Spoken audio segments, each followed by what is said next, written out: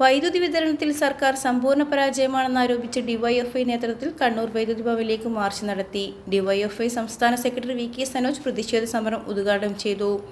ഓഫീസിന് മുന്നിൽ പ്രവർത്തകർ ചൂട്ടും മെഴുകുതിരിയും കത്തിച്ച് പ്രതിഷേധം നടത്തി. ജില്ലാ പ്രസിഡന്റ് കെ അനുശ്രീ അധ്യക്ഷയായി. ജില്ലാ സെക്രട്ടറി മുഹമ്മദ് അഫ്സൽ സ്വാഗതം പറഞ്ഞു.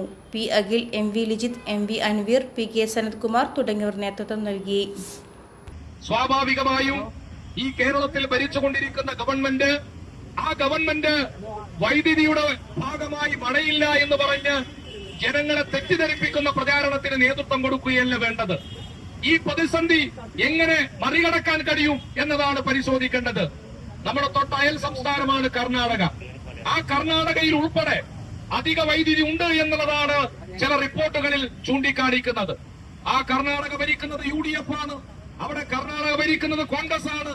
ആ കോൺഗ്രസ് ഭരിക്കുന്ന കർണാടകയിൽ നിന്നുൾപ്പെടെ വൈദ്യുതി വാങ്ങി ഈ കേരളത്തിന്റെ പ്രശ്നത്തിന് പരിഹാരം കാണേണ്ടതിന് പകരം അതിനൊന്നും പരിഹാരം കാണാതെ, പ്രത്യേകിച്ച് ലോകത്താകെയുള്ള ജനങ്ങൾ ഫുട്ബോൾ ലഹരിയിൽ നിൽക്കുമ്പോൾ ഫുട്ബോൾ കളി പോലും നേരാവണ്ണം കാണാൻ പറ്റാത്ത വിധത്തിലേക്ക് ഇന്ദിരാ കട്ട് ജനങ്ങളെ ദ്രോഹിച്ചിരിക്കുകയാണ്.